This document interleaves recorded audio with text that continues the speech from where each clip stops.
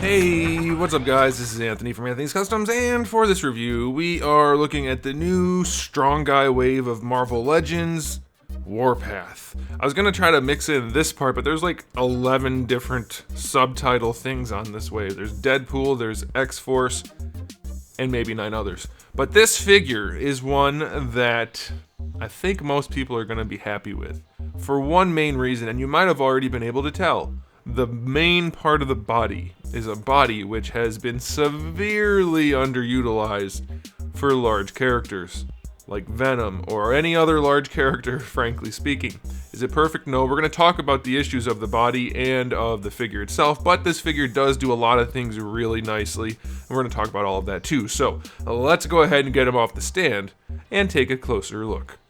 This guy stands just about 7.5 inches tall, which makes him pretty close to 19 centimeters. And if you're curious how he stacks up since he is on a bigger body, let me grab another figure real quick. This is mostly a bucky cap body, which is kind of like the standard average height. Those bubbles are in the way. So there you go, there's a height there. And then let's just go ahead and put him up against the Build-A-Figure. Only a little bit taller than WARPATH. So there you go. Size is substantial. And like I said, it is on that new body, which is a good new... I say new, it's not new, it just hasn't been used since the one time it got used before. And it is mostly a good body. You can see right off the bat, he's got some nice chunky thighs. Not that the thighs need to be huge, but they need to be the right proportion. And they did a really good job with the proportioning on the legs on this guy. His feet are still humongous. But not really. They're only kind of humongous, and that's okay. It's mostly okay because they're thin, and he has small ankles. Look at the ankle to calf ratio. That is so much better than we usually get. Look at the calf to thigh ratio. Yeah, he's superhero proportions on a big body, so it's a big calf. But the skinny ankles and skinny knees really make this look so much better. Same thing is true of the thigh gap. This guy has the same size thigh gap, even though he's so much bigger as the smaller guys. In fact, it's a little bit smaller. So relatively speaking, he's got a very tiny thigh gap. In fact, you can actually touch his thighs. That makes it look so much better. Another thing that makes it look better, though it's hidden by the belt, is his waist doesn't bulge out. It stays in at the hips, and then it gets bigger up here by the lats. And of course it gets bigger down here. We don't have this weird bubbling effect. It looks so much better on this guy.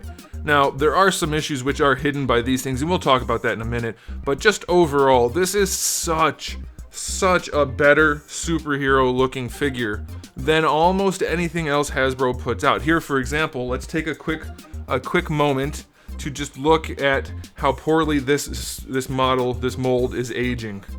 Look at how frumpy and dopey that looks. Look how wide his waist is relative to his pecs. Look how big his crotch gap is. Look at the crotch gap. Look how skinny his thighs are compared to his calves and his ankles and his giant feet. Look how small his shoulders are. We'll get to this guy's shoulders in a minute, but still, just look at how, like, yeah, I get this is a big guy, but they're still both human. You know what I mean? He should look different. So this mold is really not aging well, honestly, in terms of the sculpt. This is a perfect example of how proper proportioning can make things look so much better. Now, speaking of proportioning, I'll do a Photoshop so you can see how the head and neck area should look. It's not terrible on this guy because these giant shoulder pads hide the fact that his head's too big and kind of weirdly situated. But as you can see, just first glance, it's a very attractive looking figure. They did a good job painting the reds and the blues. Very nicely done. The lines are clean, especially in here. That's very clean. Coloring is consistent. That's good. The sculpt on these guys, yeah, I mean, it's a Marvel Legends sculpt, so it's nothing fancy, but it's good enough. It's fine. Same thing down here. They didn't just make it all one solid chunk. I like that they added the tassels, so that's good. As far as I'm concerned, put tassels on anything and I'll like it. Yeah, they did a good job. The head sculpt itself is alright. I think that's fine. I do just think it sits high and it's probably a little bit big because he's a big guy, and I'll show you a reference image too. He's a big guy. His head should be smaller. This makes him look like he's a normal sized person in a larger scale rather than being a big guy in the same scale as Marvel Legends. And again, I'll show you some reference images so you can get an idea of what I'm talking about. But all in all, this is a very aesthetically pleasing figure. The anatomy is really nice. It's definitely weird, but I'm going to give you a rating on it based on how it is right here, and then we're going to talk about it without the shoulder pads a little bit. You guys said you like the technical stuff, so we're going to get into it just a little bit. But rating on this guy gets, I'm going to say 8 to 9. 8 is being a little conservative, 9 is being a little bit generous, so maybe 8.5 would have been a good rating. But this guy is definitely a good looking figure. Okay, let's take off the shoulder pads real quick and just talk about issues. Those shoulder pads hide some issues. As you can see, his torso is really weirdly shaped overall. Like, that's generally the right shape, sort of, but the way the shoulders are so low, and the arms down here are okay, but the shoulders are so tiny relative to his giant, broad, very broad chest.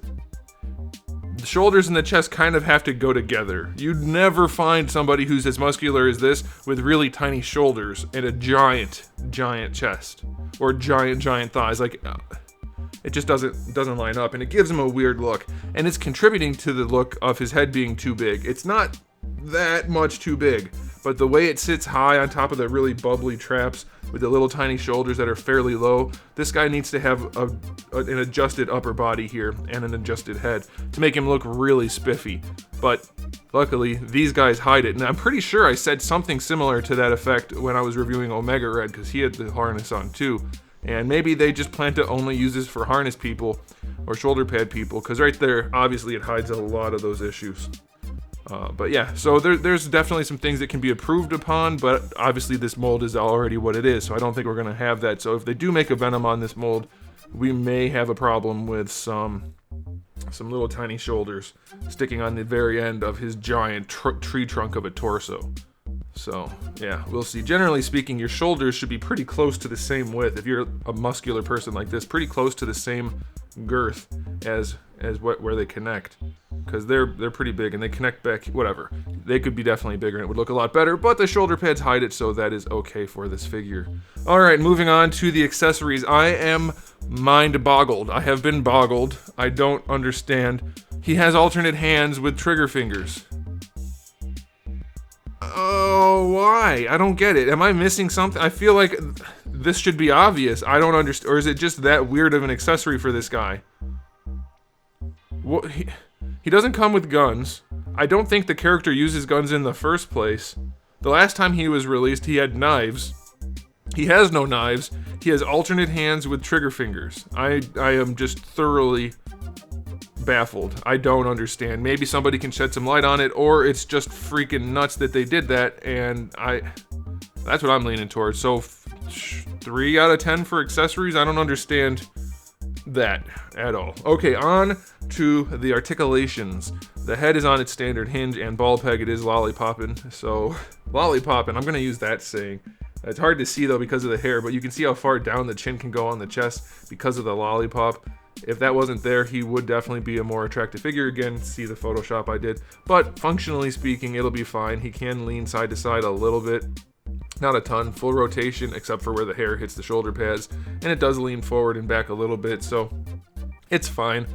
These guys you already saw, kind of soft plastic, the pegging up there. And with the tassels... Uh-oh. There we go. Okay, I thought the shoulders went better, but... they don't really get in the way too much. They can be adjusted to be fine out to the side. Going forward, of course, we are going to run into some issue. They will flex some, but it gets pretty janky. It doesn't look great.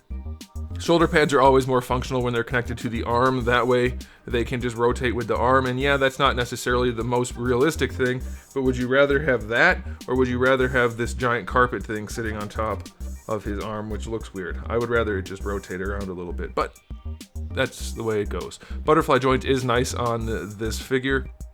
You do get a bicep swivel, double jointed elbows, which are just fine, wrists swivel and hinge. That's all fine. Let's tuck this back in or put this back on. Whatever word makes sense in that sentence. Ab crunch goes back a little bit, not too far. It is continued with the paint. That's fine. Going forward, we get a much better hinge. About as much range as the more recent Spider-Man release, which it just gets worse and worse the more figures they release. Floaty belt is floaty. You do have your waist twist in here, so that's fine. The legs go pretty far forward. They do kick out to the side just a touch, but not too bad. And if you just give them a little twist... Uh-oh, I can't twist the thigh. All right, we'll come back to that. So the thighs go out better than 45 for the hips. That's pretty nice. They don't really go back too far. There is a thigh swivel, but mine doesn't want to do it. This one works, so I'll do it up here. So if you bring the leg out, see the foot, how it's out at an angle, you can just rotate it a little bit, and you get decent enough range for the hips, so that's okay.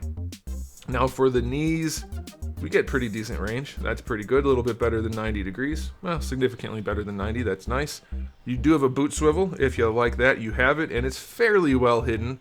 It's not great because obviously he's got those big old meaty calves, but it's still fairly well hidden. The ankle hinge does go all the way back and really nicely far forward. It has a decent rocker on it, but with a little bit of rotation, you get a really solid ankle rocker out of that swivel. So that's good. I do think, didn't Omega Red have giant feet? I feel like he did. Are these feet different, or is it just that the ankles are different so they look better? I'm not sure. I didn't pull mine out because I didn't think I needed to.